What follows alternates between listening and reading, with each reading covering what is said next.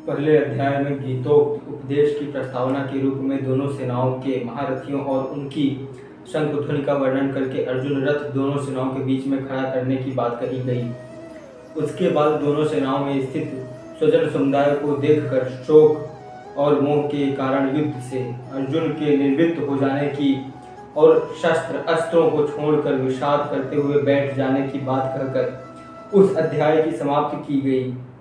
ऐसी स्थिति में भगवान श्री कृष्ण ने अर्जुन से क्या बात कही और किस प्रकार उसे युद्ध के लिए पुनः तैयार किया, यह सब बतलाने की आवश्यकता होने पर संजय अर्जुन की स्थिति का वर्णन करते हुए अध्याय का आरंभ करते हैं। द्वितीय अध्याय प्रथम श्लोक। संजय उवाच तम तथा कृपयाविष्टमश्रु पूर्णाकुले क्षणं विषीदन्तमिदं वाक्यमुवाच मधुसूदनः। द्वितीय अध्याय प्रथम श्लोक। संजय बोले उस प्रकार करुणा से व्याप्त और आंसुओं से पूर्ण तथा व्याकुल नेत्रों वाले शोकयुक्त और अर्जुन के प्रति भगवान मधुसूदन ने यह वचन कहा। प्रश्न, तम पद यहाँ किसका वाचक है एवं उसके साथ तथा कृपयाविष्टम, अश्रुपूर्णा, कुलेक्षणम और विषीदंतम इन तीन विशेषणों का प्रयोग का क्या भाव है? उत्तर, पहले अध्याय के अंत में जिनके शोकमग्न होकर बैठ जाने की बात कही गई है उन अर्जुन का वाचक यहाँ तम पद है और उसके साथ उपयुक्त विशेषणों का प्रयोग करके उनकी स्थिति का वर्णन किया गया है। अभिप्राय यह है कि पहले अध्याय में जिसका विस्तारपूर्वक वर्णन हो चुका है उस बंधु स्नेह जनित करुणायुक्त कायरता के भाव से जो व्याप्त हैं, जिनके नेत्र आंसुओं से पूर्ण और व्याकुल हैं तथा जो बंधु बांधवों के नाश की आशंका से उन्हें मारने में भयानक पाप होने के भय से शोक में निमग्न हो रहे हैं, ऐसे अर्जुन से भगवान बोल रहे हैं। यहाँ मधुसूदन नाम के प्रयोग का और वाक्य के साथ इदम पद के प्रयोग का क्या भाव है? उत्तर, भगवान के मधुसूदन नाम का प्रयोग करके तथा वाक्यम के साथ इदम विशेषण देकर संजय ने धृतराष्ट्र को चेतावनी दी है। अभिप्राय यह है कि भगवान श्री कृष्ण पहले देवताओं पर अत्याचार करने वाले मधु नामक दैत्य को मारा था, इस कारण से उनका नाम मधुसूदन पड़ा। वे ही भगवान युद्ध से मुंह मोड़े हुए अर्जुन को ऐसे आगे कहे जाने वाले वचनों द्वारा युद्ध के लिए उत्साहित कर रहे हैं। ऐसी अवस्था में आपके पुत्रों की जीत कैसे होगी, क्योंकि आपके पुत्र भी अत्याचारी हैं और अत्याचारियों का विनाश करना ही भगवान का काम है। अतएव अपने पुत्रों को समझाकर अब भी आप संधि कर लें और उनका संहार रुक जाएगा। भगवान वाच तत्वा कश्मलमिदं विषमे समुपस्थितम् आचार्यजुष्टमश्वर्य मकीर्तिकरमर्जुन। भगवान बोले, हे अर्जुन, तुझे इस असमय में यह मोह किस हेतु से प्राप्त हुआ? क्योंकि न तो यह श्रेष्ठ पुरुषों का आचरित है, न स्वर्ग को देने वाला है, न कीर्ति को देने वाला ही है। प्रश्न, इदम विशेषण के सहित कृष्णलम पद किसका वाचक है तथा तुझे इस असमय में यह मोह किस हेतु प्राप्त हुआ, इसका वाक्य का क्या अभिप्राय है? उत्तर, इदम विशेषण के सहित कृष्णलम पद यहाँ अर्जुन के मोह जनित शोक और कातरता का वाचक है तथा उपयुक्त वाक्य से भगवान ने अर्जुन को डांटते हुए उनसे आश्चर्य के साथ यह पूछा कि इस विषम स्थल में अर्थात कायरता और विषाद के लिए सर्वथा अनुपयुक्त रणस्थली में और ठीक युद्धारंभ के अवसर पर बड़े बड़े महारथियों को सहज ही पराजित कर देने वाले तुम सरीखे शूरवीर में जिसकी जरा भी संभावना न थी, ऐसा यह मोह कातर भाव कहाँ से आ गया? प्रश्न, प्रयुक्त मोह कातर भाव को अनार्य जुष्ट अस्वर्ग और अकीर्तिकर कहने का क्या भाव है? उत्तर, इससे भगवान ने अपने उपयुक्त आश्चर्य को हेतुक बतलाया है। अभिप्राय यह है कि तुम इस भाव से व्याप्त हो रहे हो। यह भाव न तो श्रेष्ठ पुरुषों द्वारा सेवित है, न स्वर्ग देने वाला है और न कीर्ति ही फैलाने वाला है। इससे न तो मोक्ष की सिद्धि हो सकती है, न धर्म तथा अर्थ और भोगों की ही। ऐसी अवस्था में बुद्धिमान होते हुए भी तुमने इस मोह को कैसे स्वीकार कर लिया? नैवं मास्म गमः पार्थ नैतत्त्वयुपपद्यते छिद्रं हृदय दौर्बल्यं शक्तोत्तिष्ठ परन्तप। इसलिए हे अर्जुन, नपुंसकता को मत प्राप्त हो, तुझमें यह उचित नहीं जान पड़ती है। हे परंताप, हृदय की तुच्छ दुर्बलता को त्याग कर युद्ध के लिए खड़ा हो जा। प्रश्न: पार्थ, संबोधन के सहित नपुंसकता को मत प्राप्त हो और तुझमें यह उचित नहीं जान पड़ती, इन दोनों वाक्यों का क्या भाव है? उत्तर: कुंती का दूसरा नाम पृथा था। कुंती वीर माता थी। जब भगवान श्री कृष्ण दूत बनकर कौरव पांडवों की संधि कराने के लिए हस्तिनापुर गए और अपनी बुआ कुंती से मिले, उस समय कुंती ने श्री कृष्ण के द्वारा अर्जुन को वीरतापूर्ण संदेश भेजा था। उसमें विदुला और उनके पुत्र संजय का उदाहरण देकर अर्जुन को युद्ध के लिए उत्साहित किया था।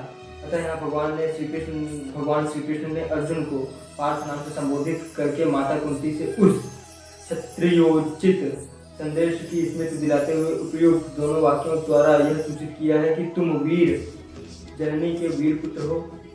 तुम्हारे अंदर इस प्रकार की कायरता का संचार सर्वथा अनुचित है।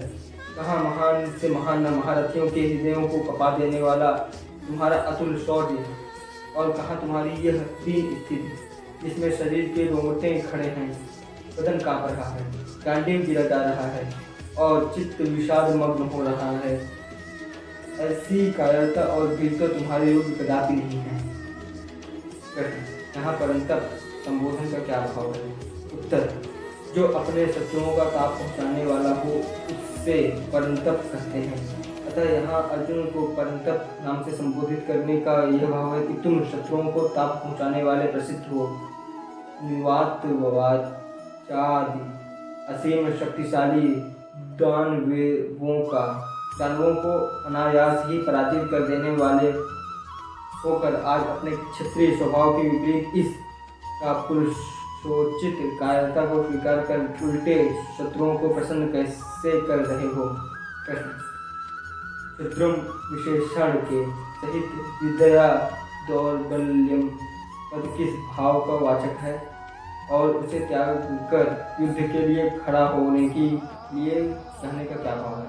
उत्तर: इससे भगवान ने यह भाव दिखलाया है कि तुम्हारे जैसे वीर पुरुष के अंतःकरण में रणभीर प्राणियों के हृदय में रहने वाले शूरजनों के द्वारा सर्वथा त्याज्य इस तुच्छ दुर्बलता का प्रादुर्भाव किसी प्रकार भी उचित नहीं है। अतः तुरंत इसका त्याग करके तुम युद्ध के लिए डटकर खड़े हो जाओ। संबंध: भगवान के इस प्रकार कहने पर गुरुजनों के साथ किए जाने वाले युद्ध को अनुचित सिद्ध करते हुए 2 श्लोकों में अर्जुन अपना निश्चय प्रकट करते हैं। अर्जुन वाच: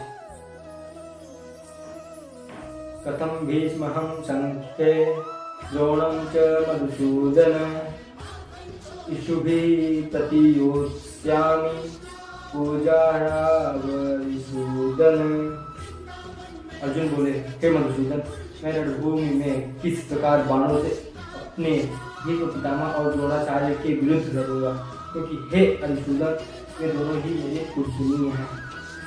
प्रश्न: इस श्लोक में अरिसूदन और मधुसूदन इन 2 संबोधन के सहित प्रथम पद के प्रयोग का क्या भाव है? उत्तर: मधु नाम के दैत्य को मारने के कारण भगवान श्री कृष्ण को मधुसूदन कहते हैं और वैरियों के नाश करने के कारण वे अरिसूदन कहलाते हैं। इन दोनों नामों से संबोधित करते हुए इस श्लोक में प्रथम पद का प्रयोग करके अर्जुन ने आश्चर्य का भाव प्रकट किया है। अभिप्राय यह है कि आप मुझे जिन भीष्म और द्रोणादि के साथ युद्ध करने के लिए प्रोत्साहन दे रहे हैं, वे न तो दैत्य हैं और न ही शत्रु हैं, वरन वे तो मेरे पूजनीय गुरुजन हैं। अपने स्वयं स्वाभाविक गुणों के विरुद्ध आप मुझे गुरुजनों के साथ युद्ध करने के लिए कैसे कह रहे हैं? यह घोर पाप कर्म मैं कैसे करूँगा? प्रश्न: इस भी पद का क्या भाव है? उत्तर, इशु कहते हैं कि बाण को यहाँ इशुभी पद का प्रयोग करके अर्जुन ने यह भाव दिखलाया है कि जिन गुरुजनों के प्रति वाणी से हल्के हैं उन पर तीक्ष्ण बाणों का प्रहार करके मैं उनसे लड़ कैसे सकूंगा। आप मुझे इस घोर पापाचार में क्यों प्रवृत्त कर रहे हैं।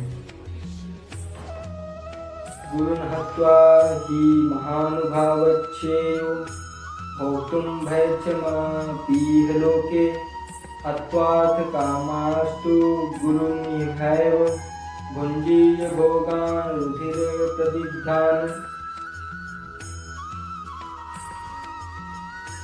श्लोक 5। इसलिए हे महानुभाव, गुरुजनों को न मारकर मैं इस लोक में भिक्षा का अन्न भी खाना कल्याणकारक समझता हूँ, क्योंकि गुरुजनों को मारकर भी इस लोक में रुधिर से सने हुए अर्थ और कामरूप भोगों को ही तो भोगूंगा। प्रश्न, महानुभाव विशेषण के सहित गुरुन पद का यहाँ किनका वाचक है। उत्तर, दुर्योधन की सेना में जो द्रोणाचार्य, कृपाचार्य आदि, अर्जुन, आचार्य तथा बाह्यिक, भीष्म, सोमदत्त, भूरिश्रवा और शल्य आदि गुरुजन थे, जिनका भाव बहुत ही आदर और महान था। उन श्रेष्ठ पूज्य पुरुषों का वाचक महानुभाव विशेषण सहित गुरुन पद है। प्रश्न, यहाँ भैक्ष्यम के साथ अप पद का प्रयोग करके यह क्या भाव निकलाया गया है। उत्तर, इसका यह भाव दिखाया है कि यद्यपि क्षत्रियों के लिए भिक्षा के अन्न से शरीर निर्वाह करना निंद्य तथापि गुरुजनों का संहार करके राज्य भोगने की अपेक्षा तो वह निम्न कर्म भी कहीं अच्छा है। प्रश्न, भोगान के साथ रुधिर प्रदिग्धान और अर्थ कामान विशेषण देने का तथा एवं अव्यय के प्रयोग का क्या अभिप्राय है। उत्तर, इससे अर्जुन ने यह भाव दिखलाया है कि जिन गुरुजनों को मारना सर्वथा अनुचित है, उनको मारकर भी मिलेगा क्या। न तो मुक्ति ही होगी और न धर्म सिद्धि होगी। केवल इसी लोक में अर्थ और काम रूप तुच्छ भोग ही तो मिलेंगे, जिनका मूल्य इन गुरुजनों की जीवन के सामने कुछ भी नहीं है, और वे भी गुरुजनों की हत्या के फलस्वरूप होने के कारण एक प्रकार से उनके रक्त से सने हुए ही रहे होंगे। अतएव ऐसे भोगों को प्राप्त करने के लिए गुरुजनों को वध करना कदापि उचित नहीं है। प्रश्न, अर्थ कामना। प्रश्न, अर्थ कामान पद को यदि गुरुन का विशेषण मान लिया जाए तो क्या हानि है।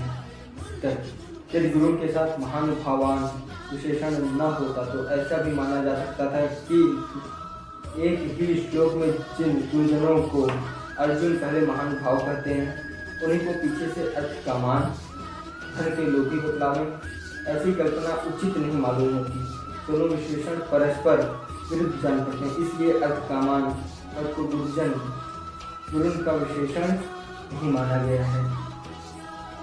संबंध, इस प्रकार अपना निश्चय प्रकट कर देने पर भी जब अर्जुन को संतोष नहीं हुआ और अपने निश्चय में शंका उत्पन्न हो गई, तब वे फिर कहने लगे,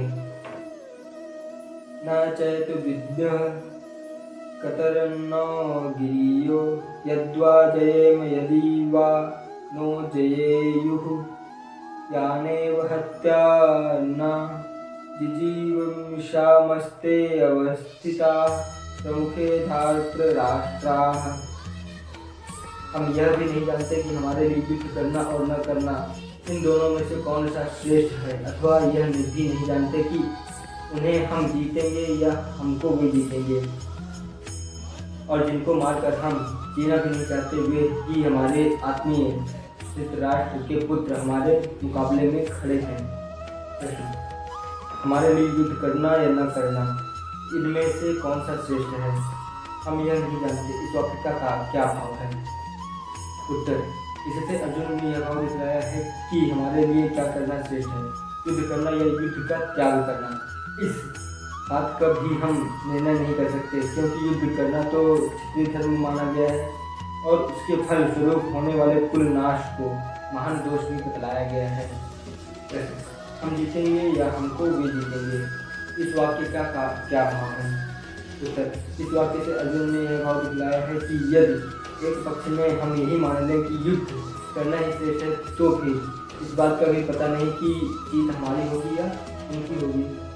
प्रश्न, जिनको मारकर हम जीतना भी नहीं चाहते वे ही हमारे आत्मीय धृतराष्ट्र के पुत्र मुकाबले में खड़े हैं। इस वाक्य का क्या भाव है?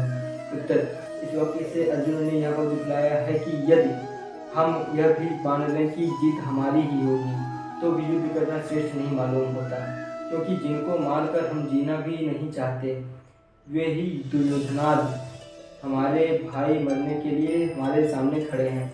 अतएव यदि हमारी जीत भी हुई तो इनको मार कर ही होगी। इससे हम यह निर्णय न कर सकते हैं कि हमारे लिए क्या करना उचित है। इस प्रकार कर्तव्य का निर्णय करने में अपनी असमर्थता प्रकट करने के बाद अर्जुन भगवान की शरण ग्रहण करके अपना निश्चित कर्तव्य बतलाने के लिए उनसे प्रार्थना करते हैं।